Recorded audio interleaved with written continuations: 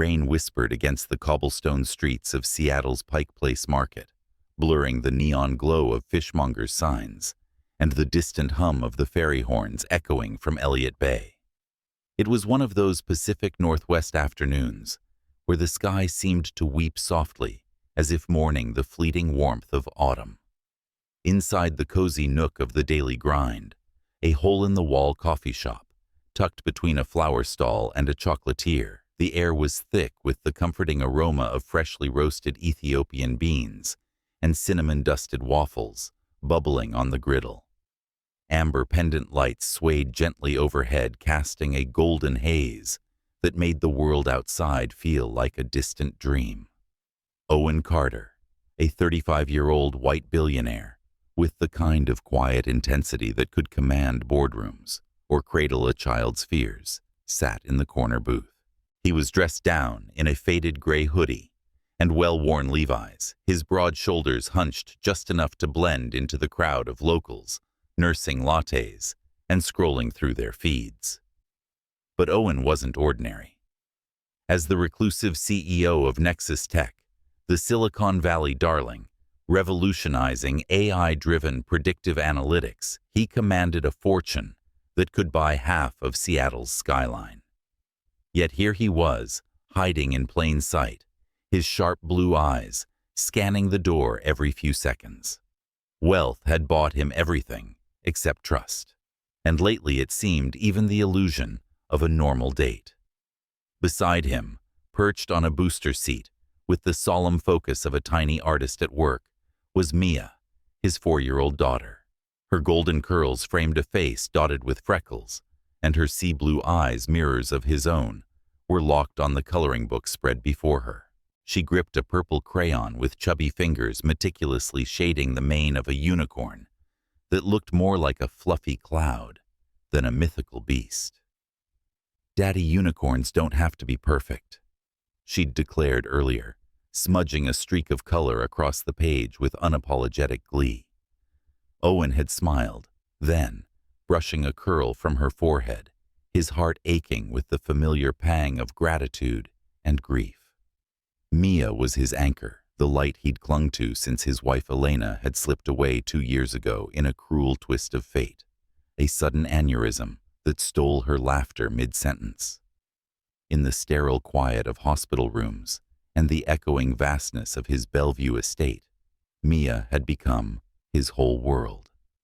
Dating it was a desperate bid for normalcy, a way to show her that love could bloom again, even in the ruins.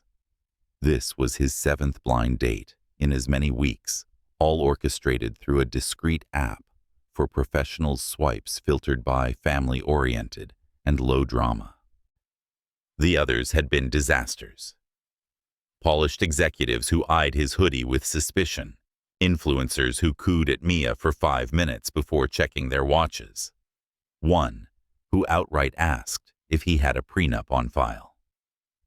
Each rejection stung less for him than for Mia, who would clutch her drawings afterward and whisper, "Did I do something wrong, Daddy?"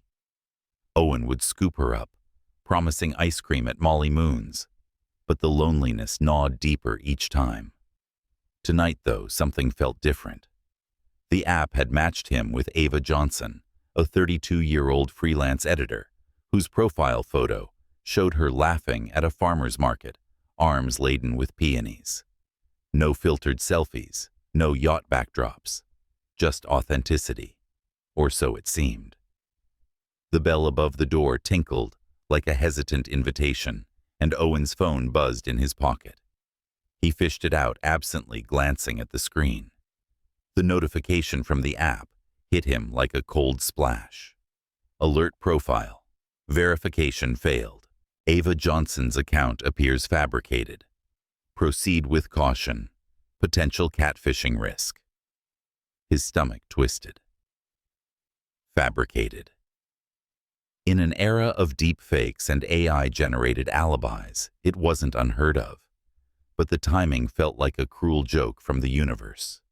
Who was she really? A scammer after his hidden fortune, a ghost from his past, testing his resolve. He should stand up, gather Mia and walk out, protocol for a man who'd built firewalls around his life, both digital and emotional. But as the door swung shut behind the newcomer, sealing out the drizzle, Owen froze. She was there. Ava. Not the polished vision from the photo, but even more striking in her unassuming grace. A black woman with a lithe, athletic build, honed from weekend hikes in the Cascades, her natural curls pulled into a loose puff that framed high cheekbones and full lips curved in a tentative smile. Raindrops clung to her navy blue sweater like scattered diamonds, and her faded Converse sneakers squeaked softly on the hardwood floor. No designer bag, no Instagram-ready ensemble, just a worn canvas tote slung over one shoulder bulging with what looked like library books. Her eyes, a warm hazel that caught the light like polished amber, swept the room and landed on him. On them. Owen. Her voice was soft, laced with the melodic lilt of someone who'd grown up in the South before chasing dreams to the rainy Northwest. Perhaps Atlanta roots, he guessed from the faint drawl on the S. He stood, heart thudding against his ribs, the warning notification burning a hole in his pocket. Ava. Yeah, that's me. Up close, she was disarming faint laugh lines at the corners of her eyes, spoke of joys, hard won, and a silver charm bracelet jangled softly as she extended her hand. Her grip was firm, calloused from typing manuscripts late into the night, he imagined. Before he could steer the conversation to small talk, her gaze drifted past him to Mia, who had paused her coloring to peer up curiously, crayon poised midair. Ava's expression softened like butter in a warm pan, a genuine spark igniting in her eyes. "And who's this little masterpiece in progress?" she asked, kneeling slightly to Mia's level, without invitation, her tote thumping to the floor. Mia tilted her head, sizing her up with the unfiltered scrutiny only a child could muster. "I'm Mia. This is my unicorn. She's purple today." Ava's laugh was a low, rich melody that cut through the cafe's murmur like sunlight piercing clouds. Purple unicorns. Now that's magic I can get behind. Mind if I sit? I promise not to steal her crayons. Without waiting for a full yes, she slid into the booth across from them, her knees brushing the table's edge. Owen watched, transfixed, as she leaned in, elbows on the scarred oak tabletop, utterly absorbed. No glance at his watch, no probing questions about his tech gig that might unravel his alias. Just pure, unadulterated presence. "Tell me about her tale," Ava said, pointing to the scribbled explosion of color. "Does it sparkle under the stars, or is it more of a rainbow explosion?" Mia beamed, launching into a breathless tale of starry tales and moonbeam friends. Her small hand gesturing wildly. Ava nodded along, her hazel eyes twinkling, interjecting just enough to keep the story alive. "Oh, but what if the moonbeam friend has wings?" Drawing giggles from Mia that Owen hadn't heard since Elena's last backyard picnic. He sat there, a silent observer, to this unfolding alchemy, his phone's warning a distant echo. Who was this woman slipping past his defenses like rain through a screen door? The app's red flag screamed fraud, but every fiber of him, the grieving widower, the overprotective father, yearned to believe in the spark flickering before him. In Ava's easy warmth, he glimpsed echoes of Elena, not in looks or words, but in that rare gift of making a child feel seen, cherished whole. It stirred something dormant in his chest, a fragile hope that love could arrive not as a thunderclap, but as a gentle rain, nourishing the parched corners of his soul. As Mia thrust the coloring book toward Ava for her stamp of approval, Owen caught himself smiling, a real one, unguarded. The twist of doubt lingered a shadow at the edge of their bubble, whispering questions he wasn't ready to voice. Was this fate's sly wink, or a setup for heartbreak? Only time would tell. But in that moment, with the rain pattering like a lullaby, and laughter weaving through the steam of their untouched coffees, Owen chose to lean in. After all, in a world quick to judge profiles and pedigrees, sometimes the heart knows what the algorithms miss. And you, dear listener, haven't we all chased those quiet miracles? The ones that arrive unannounced on a rainy afternoon? Hold on to that whisper of possibility. It might just be the start of your own beautiful unraveling. What if the next door you open changes everything? Let's find out together. The steam from their untouched cappuccinos curled lazily toward the low-beamed ceiling of the daily grind, mingling with the faint, nutty scent of hazelnut syrup that always seemed to linger in Seattle's cozier corners. Outside, the rain had picked up its rhythm, drumming a soft staccato against the fogged windows like an old friend tapping at the door. But inside this little haven, time stretched like taffy, sweet and unhurried. Owen watched as Ava settled deeper into the booth, her canvas tote forgotten at her feet, her focus entirely on Mia's world of crayons and whimsy. It was a sight that tugged at something deep within him, a quiet ache he'd learned to carry, like the weight of Elena's favorite scarf, still folded in his drawer. Ava didn't pry. Not a single sidelong glance at the understated Apple Watch, peeking from under his hoodie cuff. No casual probe about what kept a man like him tethered to rainy afternoons in a kid-friendly cafe. Instead, she leaned forward, her elbows resting on the scarred wooden table, and peered at Mia's unicorn with the earnest curiosity of someone rediscovering childhood through a child's eyes. "You know," she said, her voice a warm alto that wrapped around the words like a quilt, "every unicorn needs a crown, something fit for a queen of the clouds."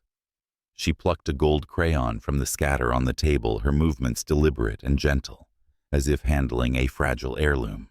With a few swift strokes, she sketched a crown atop the unicorn's head, twinkling with starbursts and swirls that made the purple mane look like it could gallop across a midnight sky.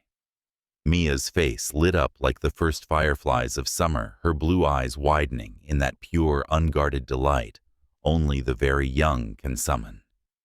A giggle bubbled from her high and clear, chasing away the shadows that had clung to her since Elena's absence. "It's sparkly like Grandma's Christmas ornaments," Mia exclaimed, clapping her sticky hands together. Owen's throat tightened. He hadn't heard that laugh, not like this, in months. The previous dates had been a parade of polite disinterest women who offered tight smiles and distracted pats on Mia's head, their eyes already drifting to the exit or their phones. But Ava, she was all in her hazel eyes, crinkling at the corners as she handed the crayon back. Now she's ready to rule the rainbow. "What's her name?" "Princess." As Mia launched into a breathless narrative, "Her name's Sparklehoof, and she eats cotton candy clouds." Owen found himself leaning back, the knot in his chest loosening for the first time in what felt like years. Conversation flowed from there, easy as the Duwamish River after a storm. Ava shared snippets of her own joys, her words painting pictures as vivid as Mia's drawings. She spoke of lazy Sundays at Discovery Park, where she'd lose hours wandering the tide pools collecting sea glass that caught the light like captured memories. "There's something about the ocean here," she said, her gaze drifting to the window, where the gray veil of rain softened the world beyond. "It reminds you that not everything has to be rushed. Some treasures just wash up when you're patient." And then, with a conspiratorial wink at Mia, she confessed her weakness for children's books, the ones with hidden lessons tucked between the illustrations. "There's a story about a little fox who builds a fort out of fallen leaves. Teaches you that home isn't a place, it's who you share the mess with." Owen nodded, drawn in despite himself. He ventured a question about her days, expecting the usual gloss over. "And you? What keeps you busy when you're not chasing sea glass?" Ava paused, her fingers tracing the rim of her cup, a flicker of something unreadable crossing her face, guarded like a door left ajar, but not fully open.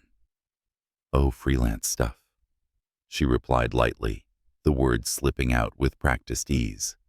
"Office work from home, editing manuscripts, that sort of thing. Keeps the coffee flowing and the weekends free." No elaboration, no pivot to his own vague tech consulting line. It was her way of drawing a gentle boundary, and oddly, it endeared her to him more. In a city buzzing with LinkedIn hustlers and startup pitches, her reticence felt like a breath of fresh Cascade air, honest, without the undercurrent of calculation. The clock above the barista's station ticked past 4, the cafe's hum swelling with the after-work crowd, baristas calling orders in sing-song voices, a couple in the corner sharing a slice of Marionberry pie. Mia, emboldened, now shoved her coloring book across the table toward Owen. "Daddy draws Sparklehoof's castle." He obliged with a lopsided tower, but his eyes kept returning to Ava, who was adding flourish to the page, a drawbridge of swirling vines, a moat of glittering blue. In that shared silence, broken only by Mia's chatter, Owen felt the stirrings of connection he'd almost forgotten, not the fireworks of youth, but the steady glow of embers, the kind that warms a home through long winters. For the first time since Elena, he imagined what it might be like to share more than an hour, to build forts, real ones, with laughter echoing off the walls. Then, without warning, Ava's watch chimed a soft, insistent beep that sliced through their bubble like a chill draft. She glanced at it, her easy smile, faltering color, draining from her cheeks. "I'm so sorry," she said, rising abruptly, her chair scraping against the floor. "I have to go. Something came up." The words tumbled out in a rush, laced with an urgency that set Owen's nerves on edge. He stood too, confusion knitting his brow. "Ava, wait. Is everything okay?" But she was already slinging her tote over her shoulder, her movements hurried, almost mechanical. Instinct propelled him forward. He reached out his hand, closing gently around hers, warm, calloused from pages turned too many times. "Don't go," he murmured, the plea slipping out raw and unfiltered. "You're the only one who's really shown up." The words hung between them, heavy with the truth of his lonely swipes and empty evenings. Ava's eyes met his hazel depths, swirling with a storm of emotions, surprise, sorrow, a fleeting tenderness that made his heart stutter. For a heartbeat she lingered, her fingers curling slightly in his grasp, as if anchoring herself against whatever pulled her away. Then, with a soft exhale, she withdrew her touch, lingering like a promise unspoken. "I wish I could stay," she whispered, and she was gone, the bell tinkling her exit like a sigh. The booth felt vast and cold in her absence. Owen sank back down the unfinished drawing, mocking him from the table. Mia peered up, her small face, creased with worry, clutching the unicorn page to her chest, like a talisman. "Will Miss Ava come back, Daddy? She made Sparklehoof pretty." He pulled her into his lap, burying his nose in her curls, that smelled of baby shampoo and crayons. "I don't know, Peanut." He admitted, his voice a rumble against her ear. But as the rain softened to a mist outside, washing the streets clean, a spark ignited in the hollow of his chest. Not despair, but a quiet, defiant hope. In Ava's wake, he'd glimpsed possibility, a woman who saw beyond the hoodie and the fortune, who mended a little girl's world with a crown and a story. Whatever secrets she carried, whatever pulled her into the storm, Owen knew one thing for certain. He'd wait for the rainbow. The rain had turned relentless by the time Ava pushed through the heavy glass doors of the daily grind, her Converse, squelching on the slick sidewalk as she dashed toward the nearest bus stop. Seattle's streets gleamed under the sodium lamps, puddles mirroring the fractured sky like shattered promises. Her heart hammered, not just from the sprint, but from the echo of Owen's touch, his fingers warm and steady around hers, his voice a quiet anchor in the storm of her leaving. "You're the only one who's really shown up." The words clung to her like the damp chill seeping through her sweater, stirring a longing she'd buried deep. But longing was a luxury she couldn't afford, not tonight, not ever, if it meant risking the fragile world she'd built, brick by painstaking brick. The bus ride to Swedish Medical Center blurred into a haze of fluorescent lights and muffled announcements. Her tote clutched like a lifeline against her chest. Inside the pages of the manuscript she'd been editing that morning, some light-hearted romance about second chances felt absurdly heavy, now mocking her own tangled heart. By the time she burst into the ER waiting room, her curls plastered to her forehead, the nurse at the desk recognized her instantly. "Ava Johnson, Zoe's sister. We've got her stabilized in room 12. Just a flare-up, but she's asking for you." Ava nodded throat tight and wove through the corridors lined with beeping monitors and weary families huddled in plastic chairs. Zoe was 16 going on 60, her lithe frame swallowed by the hospital gown, an oxygen cannula snaking across her freckled cheeks. Chronic pulmonary fibrosis. The diagnosis that had upended their lives 3 years ago, stealing breaths and dreams in equal measure. Tonight's episode had hit, without warning, a text from the home health aide, pulling Ava from what might have been the start of something real.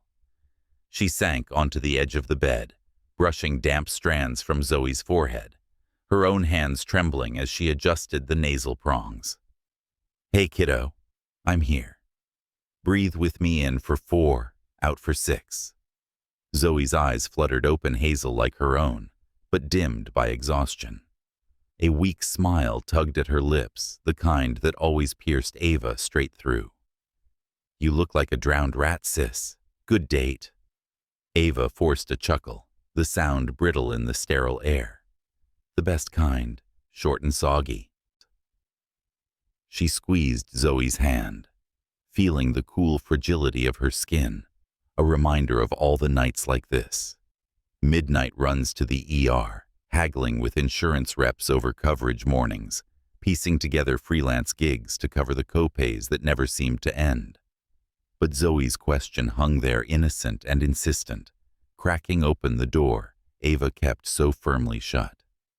"He was special," she admitted softly, her voice dropping to a whisper as if the walls might overhear. "Kind eyes, you know, and his little girl. God, the way she lit up. But I don't know if I've got room for that right now." Zoe shifted, wincing slightly as the IV tugged at her arm. "Room, Ava, you've been the room for everybody else since forever. Mom's chemo, Dad's vanishing act, now me.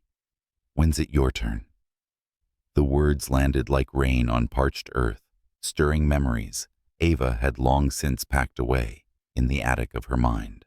Their mother, Evelyn, had been the heart of their Atlanta home, a schoolteacher with a laugh like summer thunder and hands that braided hair while spinning tales of Southern resilience. Cancer had come swift and merciless when Ava was 25, turning their shotgun house into a vigil of pill bottles and prayer circles. Evelyn fought with the grace of a magnolia in bloom, but by the end, it was Ava at her bedside, whispering promises into the dim light. "I've got Zoe. Go easy, Mama." And their father. He'd folded like a cheap lawn chair, packing his regrets into a duffel bag and heading west 6 months after the funeral. "Need space to think," his note had read, as if grief were a solo road trip. Ava, fresh out of Emory, with a journalism degree and dreams of bylines in the New York Times, had pivoted without a backward glance. Back to Seattle, where she'd grown up, visiting cousins to chase stability in a city that promised reinvention.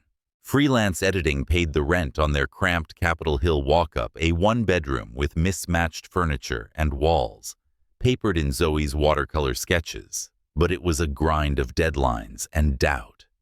Every invoice, a bandage on the bleeding finances of Zoe's treatments.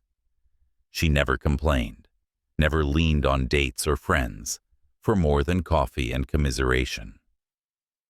Vulnerability. That was a crack in the foundation she couldn't risk. The doctor swung by with discharge papers an hour later, prescribing rest and a follow-up nebulizer tune-up. Ava bundled Zoe into a wheelchair, her arm a steady brace against the chill night air, as they cabbed home. Their apartment was a third-floor nest in a brick walk-up off Broadway, the kind of place that smelled faintly of lavender from the diffuser Ava ran to mask the antiseptic undertone. She flicked on the string lights draped over the kitchenette, tiny stars against the peeling plaster, and helped Zoe settle into the twin bed, crammed into what should have been a dining nook. The room was a testament to their shared stubbornness posters of Olympic swimmers. Zoe's dream before the diagnosis clipped her wings stacks of dog-eared novels. Ava's escape hatches and a bulletin board pinned with ultrasound printouts from Mama's last days, faded but fiercely held. As Zoe drifted toward sleep, her breathing evening out to the soft hiss of the oxygen concentrator, Ava sank onto the sagging couch, peeling off her sodden sweater. The manuscript tumbled out, pages curling at the edges, but her mind was elsewhere back in the cafe, replaying the moment Owen's hand enveloped hers. There had been no pity in his eyes, no calculation, just a raw plea that mirrored her own hidden fractures. Special, she'd called him. And oh, he was the quiet strength in his shoulders, the way he'd watched her with Mia, like she was weaving gold from straw. For a heartbeat, she'd let herself imagine it, a life where she wasn't just the fixer, the fallback, but a partner. Dinners where laughter drowned out monitors, weekends where Zoe could chase fireflies without a tank in tow. But fear coiled tight in her belly, cold as the rain still dripping from her curls. What if he saw the truth? The stack of medical bills on the counter, the way Zoe's cough shattered the quiet at 3 a.m., the exhaustion etched into Ava's bones like fine lines around her eyes. Men like Owen's steady kind deserved unbroken horizons, not the storm clouds she carried. She'd built walls not of stone, but of silence, dodging questions about her office work, vanishing from connections before they could demand more. It wasn't fair to him, or to the flicker of hope he'd ignited, but fairness had left with their father. Hadn't it? Still, as she unfolded the damp napkin from her pocket, the one Mia had scribbled a lopsided heart on during their crayon chaos, Ava traced the lines with her fingertip. A small rebellion against the weight. Maybe, just maybe, some bridges were worth the risk of crossing. The city hummed beyond the window, a lullaby of distant sirens and rustling leaves. Ava pulled a blanket over her legs, the fabric threadbare but warm, and closed her eyes. Tomorrow she'd dive back into edits, chase the next paycheck, be the sister Zoe needed. But tonight, in the quiet aftermath of almosts, she allowed herself a single secret wish, that the rain might wash away not just the streets, but the barriers, keeping her heart on shore. 3 days dragged like autumn leaves caught in a Seattle gutter, each one heavier than the last. Owen couldn't shake the ghost of Ava, her laugh echoing in the quiet corridors of his Bellevue home, her gentle touch lingering on his skin like the faint scent of rain-soaked earth. Mornings started with Mia's questions over blueberry pancakes. "When's Miss Ava coming for unicorn tea, Daddy?" And nights ended with Owen staring at his phone. The dating app deleted in a fit of frustration, its sterile swipes no match for the real spark she'd ignited. He'd replayed their hour in the cafe 100 times, the way she'd crowned Mia's drawing, the flicker of vulnerability in her eyes when she'd pulled away. Who was she really? Not the fabricated profile the app had flagged, but something deeper, more human, a woman who'd seen his daughter first, not his shadows. Work at Nexus Tech blurred into a haze of virtual meetings and algorithm tweaks, but his mind wandered to Capitol Hill's eclectic streets where indie shops thrived like wildflowers through concrete cracks. On a whim, he'd started small, a reverse image search on her profile photo, blurry as it was cross-referenced with local freelance editor listings. Nothing. Then a deeper dive. LinkedIn whispers a cached mention in a neighborhood newsletter about a book event. By day 3, with Mia napping in her car seat and a bouquet of simple pink carnations from the Pike Place florist clutched in his fist, Owen found it. The Raven's Nest, a cozy independent bookstore on East Pine, its window display bursting with dog-eared paperbacks and handwritten recommendations. For souls seeking solace. The sign read. Fitting, he thought, parking his unassuming Subaru a block away to avoid drawing eyes. The bell above the door chimed like a hesitant heartbeat as they stepped inside, the air thick with the musty perfume of aged pages and fresh ink. Shelves groaned under the weight of tomes, everything from Toni Morrison's collected works to dog-eared guides on herbal remedies, while a tabby cat lounged on the counter tail, flicking lazily. It was the kind of place that felt like a hug from an old friend, far from the glossy chains with their coffee bar tie-ins. Owen scanned the aisles, his pulse quickening until he spotted her. Ava perched on a rolling ladder, sliding a stack of poetry collections into place. Her curls were tied back with a scarf today, a few tendrils escaping to frame her face, and she wore a faded flannel over her jeans, sleeves rolled up, to reveal the silver bracelet that had caught his eye before. She turned at the sound of Mia's sneakers on the creaky floorboards, her hazel eyes widening in a mix of surprise and something softer delight. Owen. Ava descended the ladder with careful grace, wiping her hands on her apron, a faint flush coloring her cheeks. You found me, or? He nodded, stepping forward, the carnations suddenly feeling both too much and not enough. I had to. I'm sorry for grabbing your hand like that back at the cafe.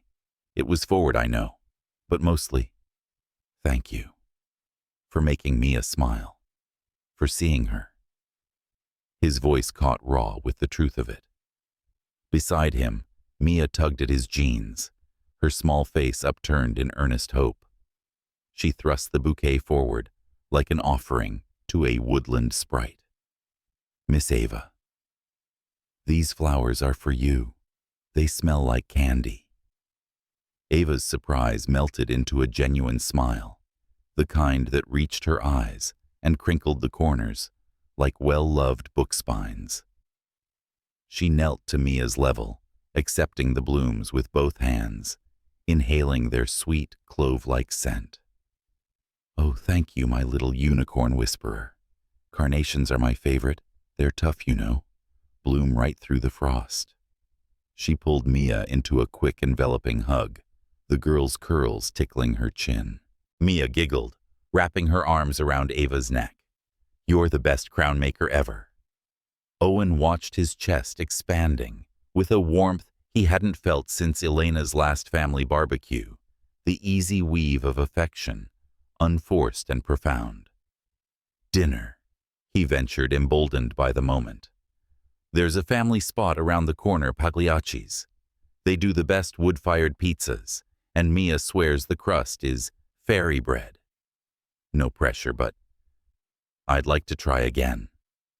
Properly. Ava hesitated, glancing toward the back room, where the hum of a printer suggested unfinished work. But then she looked at Mia's hopeful grin, at Owen's steady gaze, and nodded. I'd like that too. Let me just grab my coat. Pagliacci's was a neighborhood gem, its checkered tablecloths and crayon baskets, evoking the uncomplicated joy of Friday nights in the 70s, before apps and algorithms complicated every hello. They claimed a corner booth under strings of Edison bulbs, the oven's glow casting a rosy hue over the room. Mia dove into the placemat with a fistful of crayons, sketching a fantastical pizza topped with unicorns and pepperoni stars, while Ava perused the menu with theatrical flair. The margarita. Oh, belladonna with her basil kisses and tomato blushes. Or the Hawaiian aloha pineapple prince dancing with ham hula style. Her voices shifted seamlessly, sultry, Italian.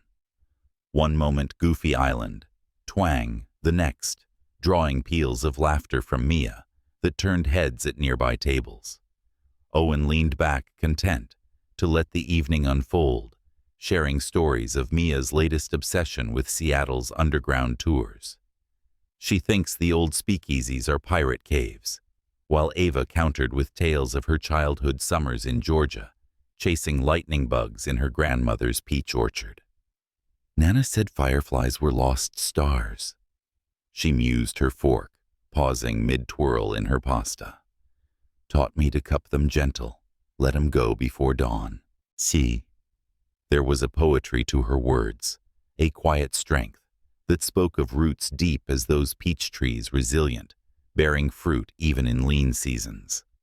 For the first time, Owen glimpsed the woman behind the freelance veil, a caretaker, yes, but one with dreams, tucked like bookmarks between her realities. The spell shattered like dropped china, when a voice cut through the din, sharp-laced with the kind of faux cheer that masked envy. Ava, is this the app guy you mentioned? Rachel, Ava's co-worker from the bookstore, materialized at their table, her sleek bob and designer blouse, a stark contrast to the casual warmth of the booth. She eyed Owen's hoodie and Mia's crayon chaos with a raised brow, her smile all teeth. I figured you'd aim higher. You know someone with polish. Not quite the tech bro vibe, but close. The air thickened, forks clinking to a halt. Ava stiffened her hand, freezing on her water glass, the easy light in her eyes dimming to guarded steel. Mia looked up confused, her drawing forgotten. Owen's jaw tightened, a familiar defensiveness, rising like bile. He'd heard it before, the subtle dismissals that saw his simplicity as lack. But before he could muster a retort, Ava reached across the table, her fingers enveloping Mia's small one in a protective clasp. "This is Owen," she said evenly, her voice a calm anchor amid the ripple. "And he's an incredible father. That's what matters. Not vibes or apps or whatever scorecard you're playing by." Rachel blinked, caught off balance by the quiet steel in Ava's tone, the way her gaze held firm without a trace of apology. She muttered something about just teasing and retreated to the bar, her heels clicking a hasty retreat. The booth exhaled the hum of the restaurant folding back around them like a curtain. Owen stared at Ava, gratitude swelling in his throat like a tide. She hadn't defended him out of obligation or to smooth the awkwardness. She'd shielded them, him and Mia, with the fierce grace of someone who'd learned to guard her own fragile circle. In that moment, amid the scent of garlic and melted mozzarella, he saw her fully, not as a mystery to unravel, but as a partner worth the chase. "You didn't have to do that," he said softly, his hand brushing hers across the table. Ava met his eyes, a small smile reclaiming her lips. "I know, but I wanted to." Mia, oblivious to the undercurrent, shoved her drawing forward. "Look, pizza castle for us all." And just like that, the evening mended, laughter weaving through the cracks, pulling them closer in the glow of what might yet be. The weeks that followed their impromptu pizza night at Pagliacci's unfolded like the pages of one of those well-worn novels from the Raven's Nest. Slow chapters of tentative joy laced with the quiet thrill of rediscovery. Owen and Ava fell into a rhythm that felt both new and timeless. The kind of ease that sneaks up on you like dawn light through lace curtains. Saturdays became sacred, claimed for Discovery Park's sprawling meadows, where the Salish Sea whispered against the bluffs. Ava, with her artist's eye for detail, would kneel in the damp sand with Mia, their hands caked in gritty grains, as they sculpted castles fit for fairy queens. "See here, little one," Ava would say, her voice a gentle lilt over the crash of waves. "The towers need battlements, tiny walls to keep the dragons at bay, but leave a drawbridge wide open for friends." Mia's laughter rang out like bells, her small fingers patting turrets, while Owen watched from a driftwood log, his heart swelling at the sight.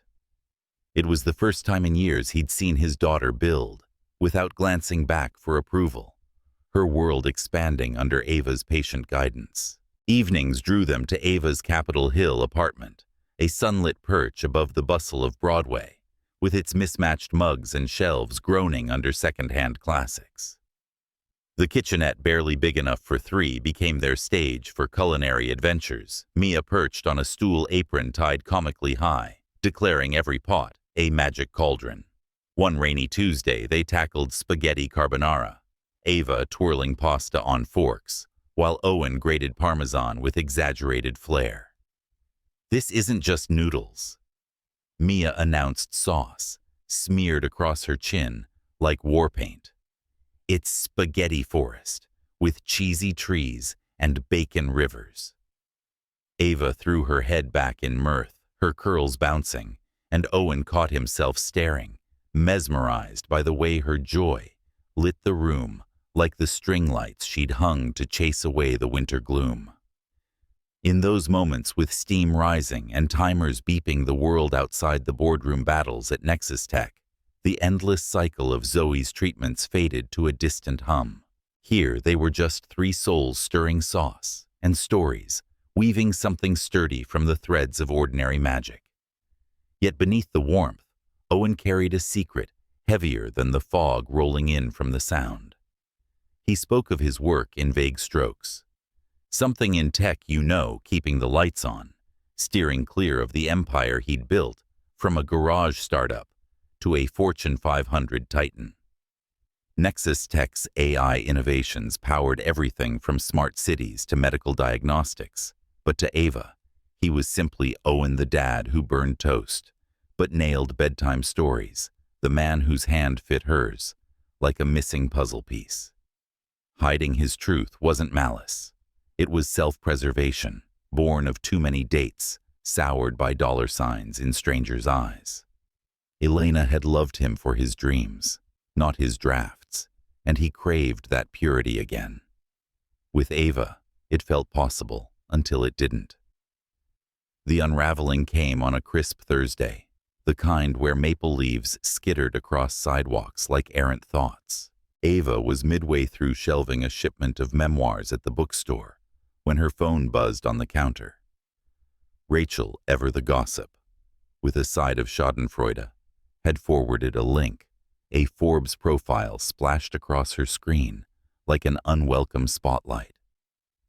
Owen Carter, the enigmatic billionaire, reshaping AI from Seattle's shadows. There he was, sharp-suited, in a glossy headshot, standing before a wall of glowing servers, his blue eyes piercing even in pixels. Nexus Tech's valuation topped $12 billion. His net worth, a staggering 8 figures that could eclipse the Space Needle.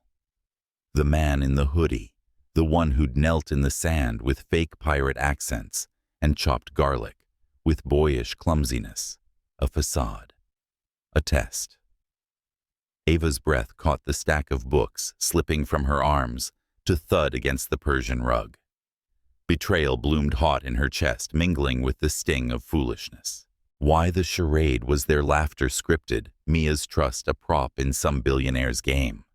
She'd opened her heart, cracked it wide after years of careful sealing, only to find smoke and mirrors. That night, as Zoe hummed along to a playlist of old Motown hits from her nebulizer perch, Ava curled on the couch phone, silenced. Owen's texts piled up like unanswered prayers. Mia drew you a forest queen today, miss your voice. Everything okay? Talk to me. She stared at the carnations wilting in their vase petals, curling like her resolve. Trust was her currency, hard-earned through hospital vigils and solitary paychecks, and he'd counterfeited it without a word. By morning, the silence stretched a chasm she wasn't ready to bridge. A week later, the bell at the Raven's Nest tinkled mid-afternoon lull, pulling Ava from a dog-eared copy of The Color Purple. She looked up, and there he was, not in his habitual hoodie, but a simple chambray shirt rolled to the elbows sleeves, whispering of vulnerability. No Mia this time, just Owen, hands shoved in his pockets, eyes shadowed with the weight of unspoken miles. The store's tabby slinked between his ankles, oblivious to the tension crackling like static before a storm. Customers browsed in hushed pairs, but the aisle between them felt vast, echoing with the unsaid.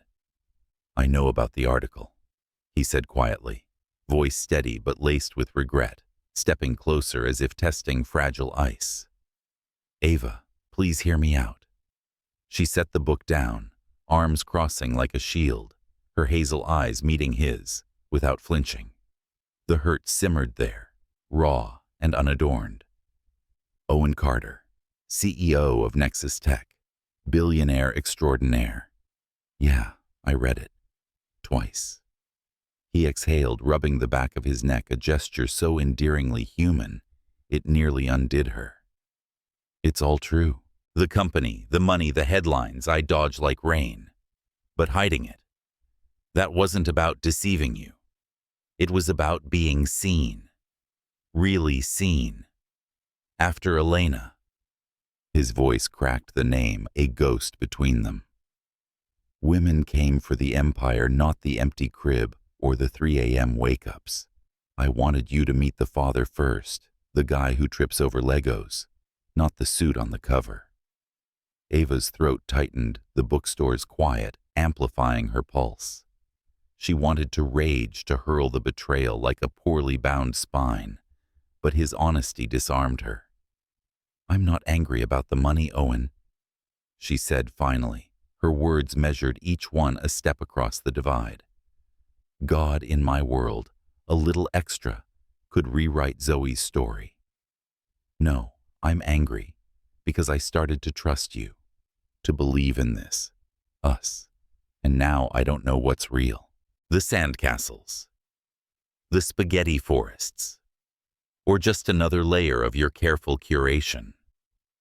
He stepped nearer, close enough for her to catch the faint cedar of his cologne mingled with the ink-scented air. His eyes, those blue depths she'd glimpsed playing tag with Mia's laughter, held no evasion now, only a plea forged in fire. You and Mia, he whispered, voice thick with the gravity of confession. You're the realest thing in my life. The money buys jets and firewalls, but it can't touch this, the way you make her world bigger, or how you make mine feel, whole. I was scared, Ava, scared you'd walk if you knew, but losing you, that's the real risk. The words hung a bridge extended over the chasm. Ava searched his face, tracing the lines etched by grief and guarded hope, and felt the ice beneath her feet begin to thaw. Not forgiveness, not yet, but understanding, fragile, as first frost. In the hush of the bookstore, with pages whispering secrets of their own, she reached out her fingers, brushing his. A tentative thread spun from truth's sharp edge, pulling them back toward the light. In the days following their raw exchange at the Raven's Nest, Owen and Ava moved through the fragile grace of new beginnings, like two dancers learning each other's steps after a long intermission. The truth between them, no longer a hidden weight, allowed for deeper breaths, quieter confessions, shared over late-night calls or stolen coffees at the market.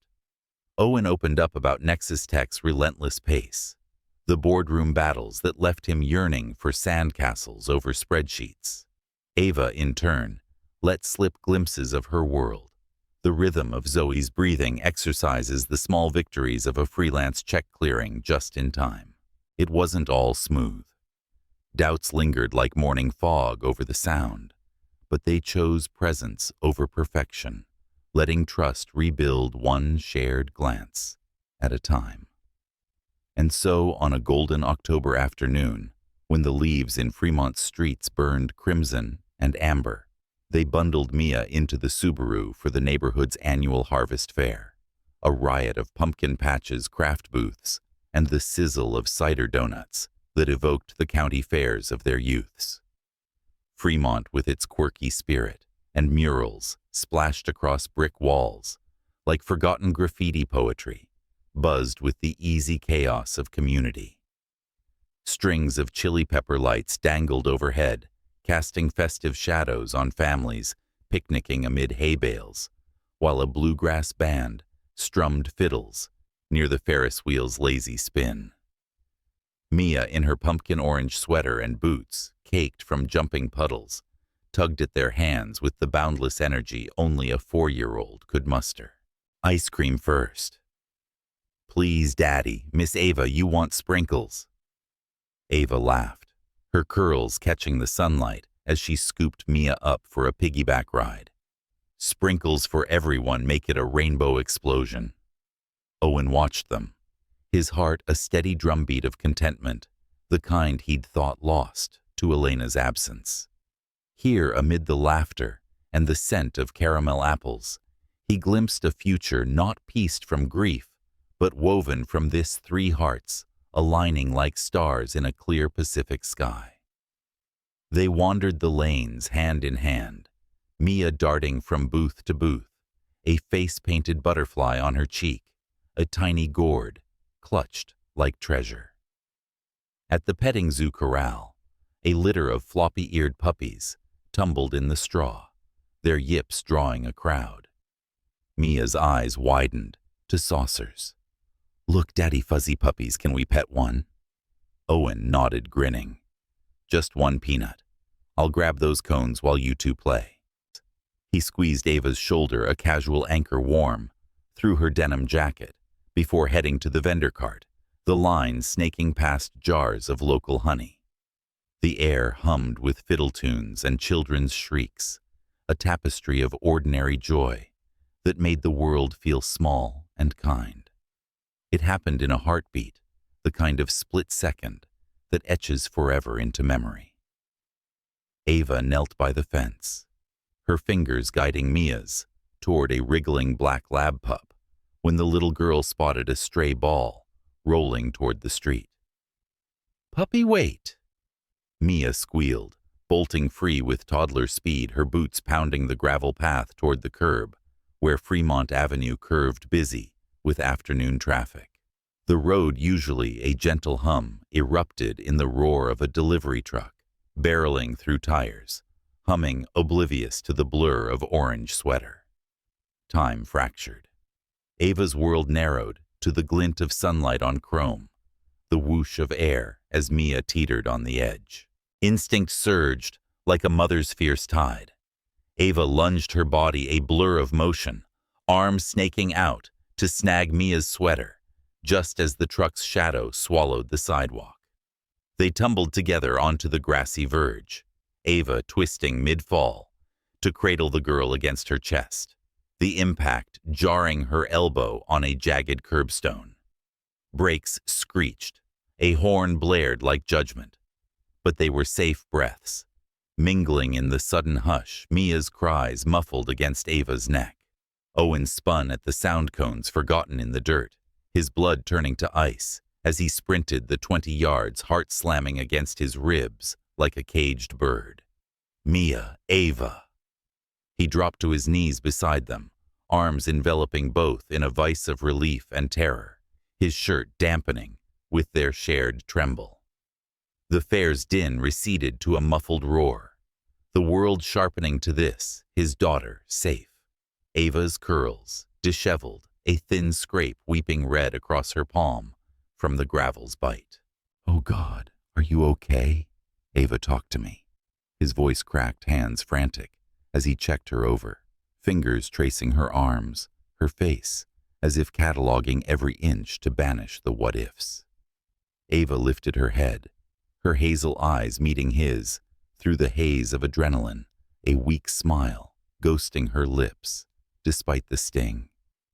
She held Mia tighter, the girl's sobs easing into hiccups.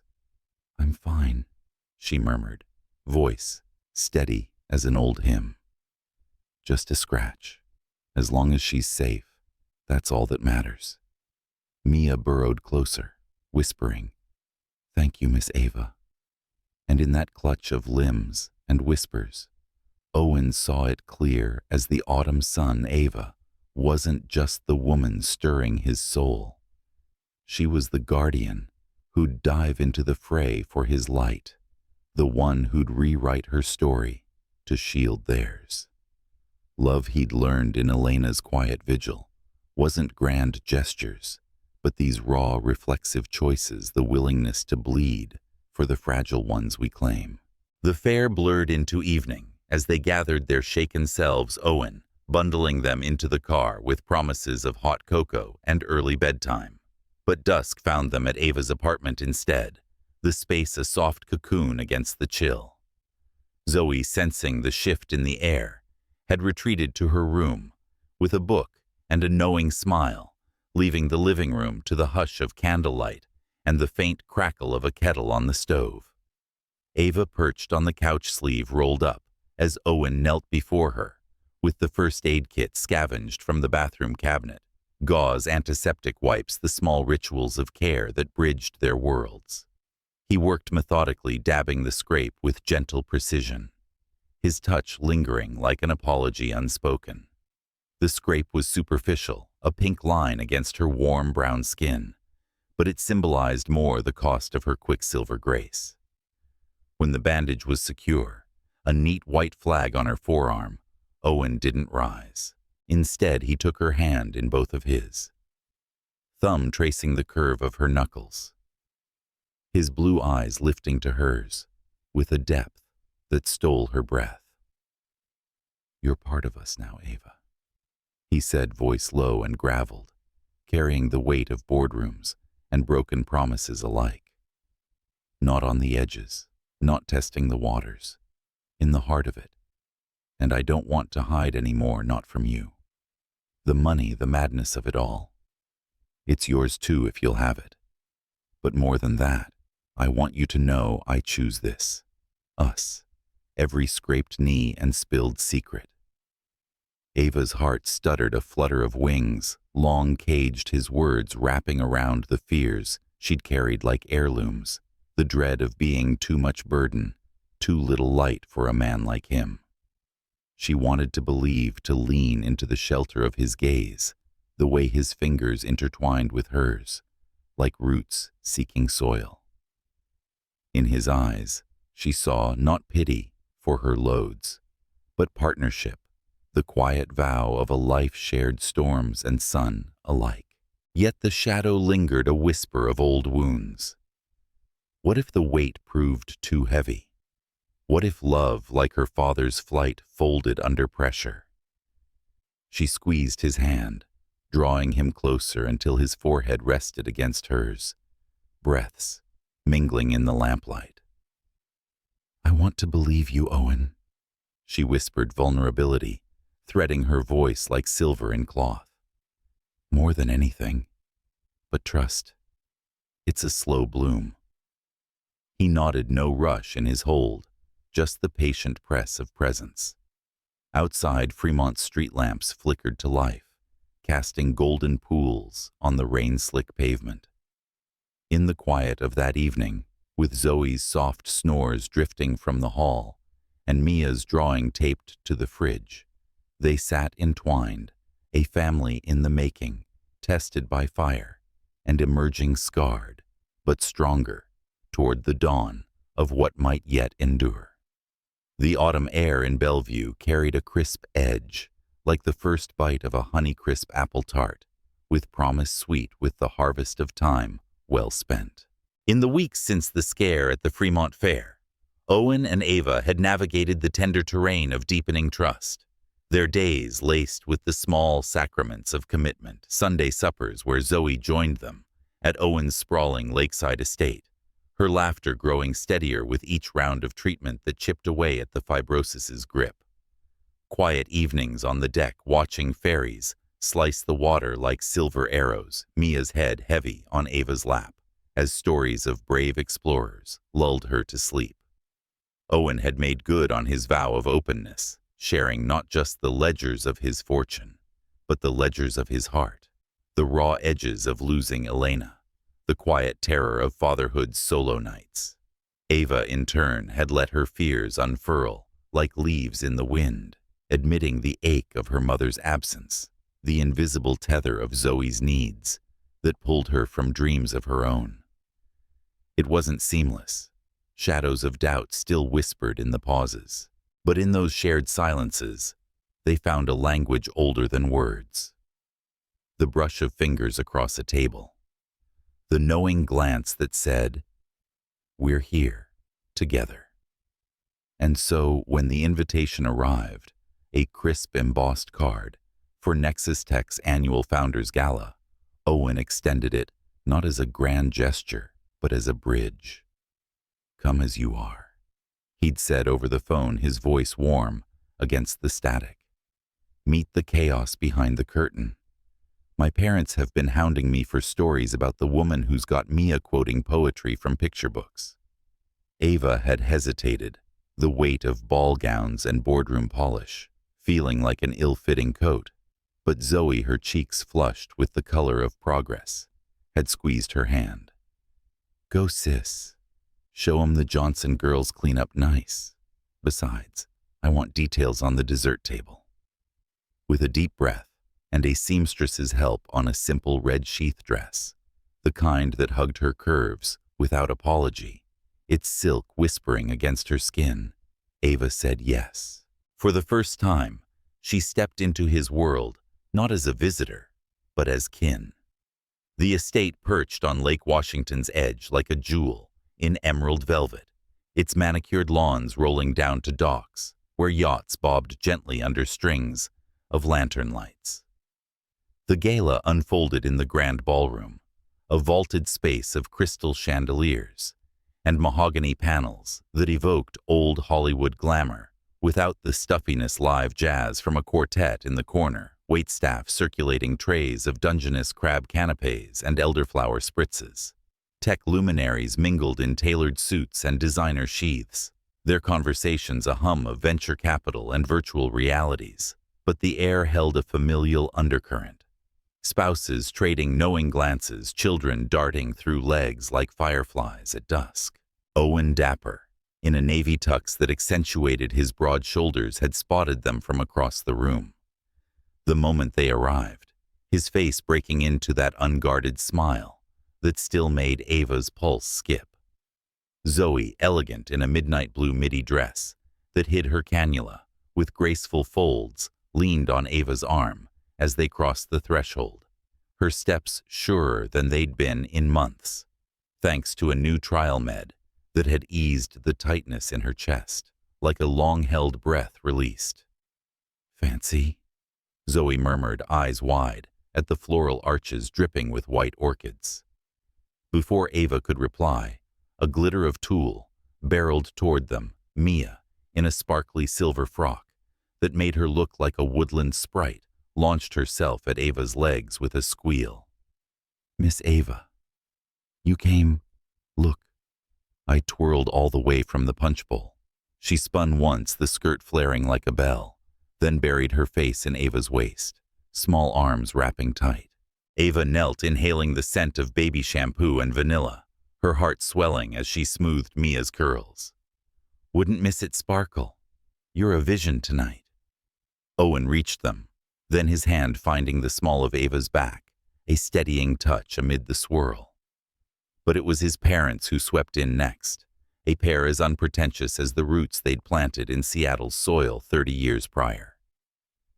Eleanor Carter, silver-streaked hair in a chignon, her emerald gown flowing like she was still dancing at their wedding, enveloped Ava in a hug that smelled of Chanel No. 5 and home-baked scones. "Oh, my dear," she said, pulling back to hold Ava at arm's length, eyes twinkling with the sharp insight of a woman who'd built an empire from a kitchen table. "We've heard so much about you, from Owen's fumbling emails to Mia's bedtime recitals. You make our boy happy again, truly happy."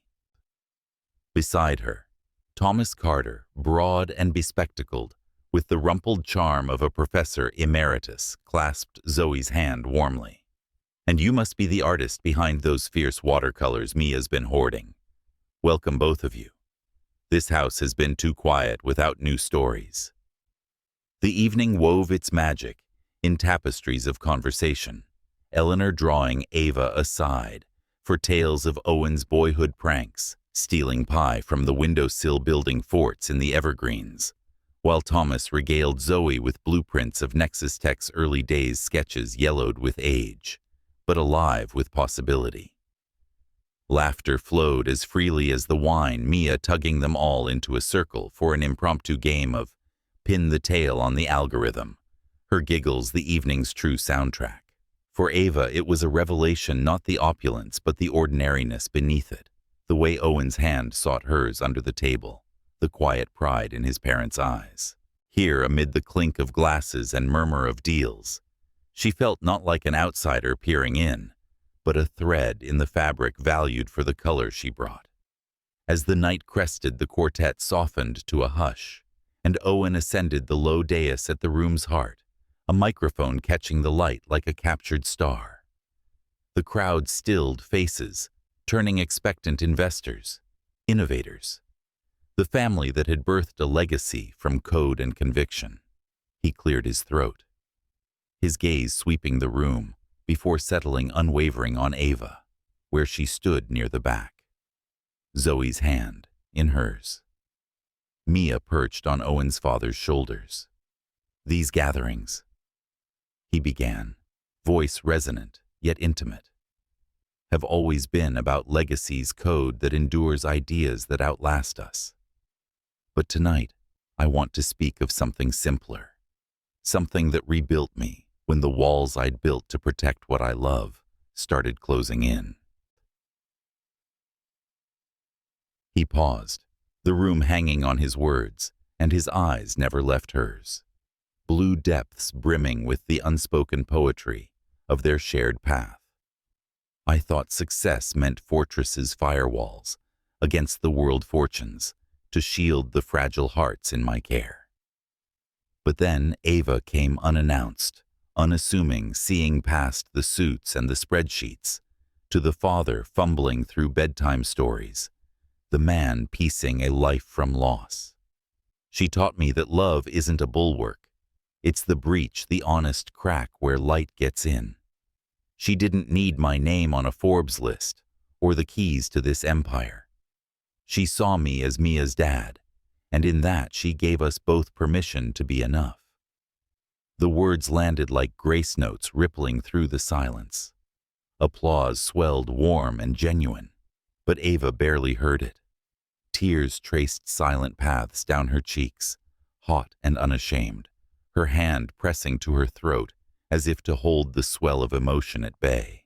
In that spotlight's glow, with Mia's cheers piercing the din, and Zoe's squeeze grounding her, the truth unfurled like a long-held bloom. She loved Owen, yes, with the fierce, quiet fire of a woman who'd learned to guard her heart against tempests. But it was more. She loved this tapestry, the impish spark in Mia's eyes, the steady wisdom of Eleanor and Thomas, even the resilient echo of her own family in Zoe's smile. This wasn't just his world inviting her in.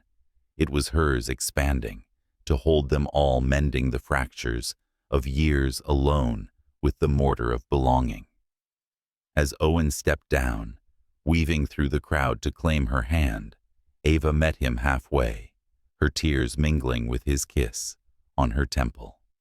In the hush of that embrace, amid the jazz's tender reprise, she knew walls be damned. This was home chosen and cherished, a turning point etched in starlight and salt. The first true blush of autumn had settled over Owen's Bellevue estate like a well-worn quilt, soft golds and russets draping the maples that bordered the garden, their leaves whispering secrets to the breeze off Lake Washington.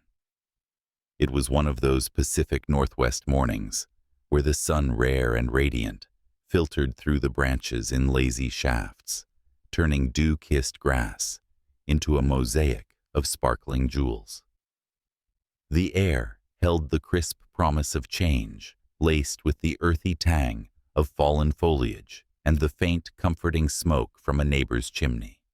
In the heart of it all stood the stone patio, its wrought iron table transformed into a feast of simple abundance, stacks of golden waffles steaming in the chill jars of ruby-red strawberry jam, glinting like preserves from a grandmother's pantry, pitchers of fresh squeezed orange juice, beading with condensation, and platters of bacon crisped to that perfect nostalgic snap.